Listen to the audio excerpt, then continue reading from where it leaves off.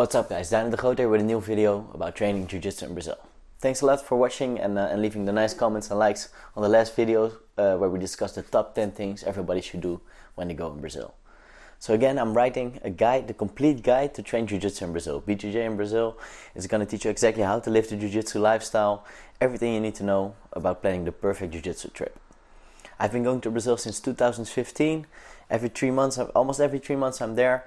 And in the progress I became a teacher at one of Brazil's best gyms, and I also became the first Dutchman ever to win the Brazilian Championships. In this video, as promised, we're going to discuss how to plan a trip to Brazil on a budget. So we're going to be looking at two factors.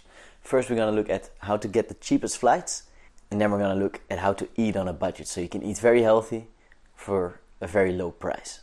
So to get the cheapest flight, there really is an art to it. First, you have to look at the comparison sites. So there's a lot of them. Kayak, Skyscanner, Google Flights. That's where you'll try to find the best and the cheapest flight option. So it's good to be flexible with your dates. So if you don't have like a set holiday from work, it's good you're a little bit flexible. Like maybe go a week earlier, maybe a week later. You can put all that info into those sites and they'll tell you exactly when the cheapest flights are. When you found a cheap flight, it's usually smart to go straight to the website of the airline. So don't book it through the flight comparison site because they gain a little fee. It's usually a little bit more expensive if you buy it straight through there. So it's better to go to the airline and then buy it from their website. Make sure to check if your end price includes service fees, credit card fees, luggage fees. So in the end it's still the cheapest option. Otherwise, just go back to the comparison site. It's always good to compare the two. So find a cheap flight on the comparison site and then go to the airline. And if it's not cheaper on the airline website, go back to the comparison site. But make sure to check all the fees. Luggage, service, and credit card fees also can add up to a lot of money. Okay, now for eating cheap. It's very easy to eat healthy and cheap food in Brazil. Most healthy foods are very cheap. Meat, vegetables, it's all very reasonably priced. And it's a lot cheaper if you cook it yourself. So you can take like one day in the week to build a meal for the whole week.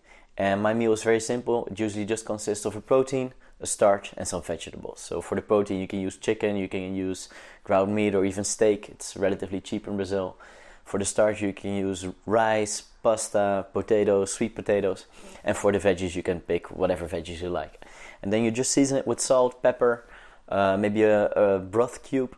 And it's going to be a really healthy, super cheap meal you can eat every day. So this meal will set you back about 5 reais per meal, which is a little bit more than €1. For breakfast, you just have some bread with eggs, also very cheap.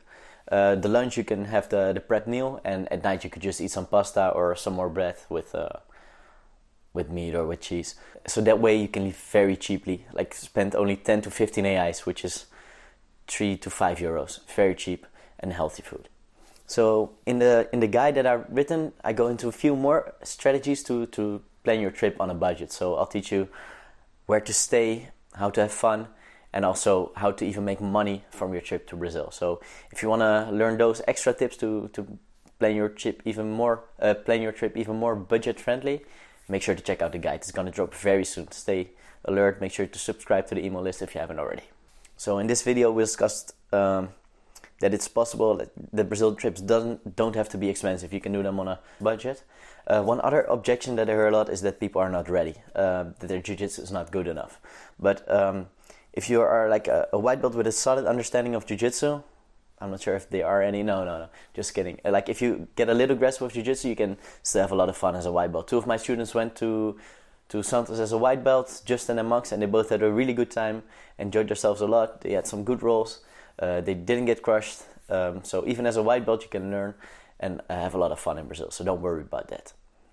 In my next video, I'll release a short interview with a friend of mine that used my guide. He tested out my guide actually in Rio just a few weeks ago. He just came back and I gave him my guide to see if it worked and if he could make use of it. And I'm gonna show you guys how his trip went. He'll tell you exactly what you can expect as a gringo going to Brazil for the first time. So that's it for this week. Thanks for watching. If you have any questions left, make sure to leave them in the comments.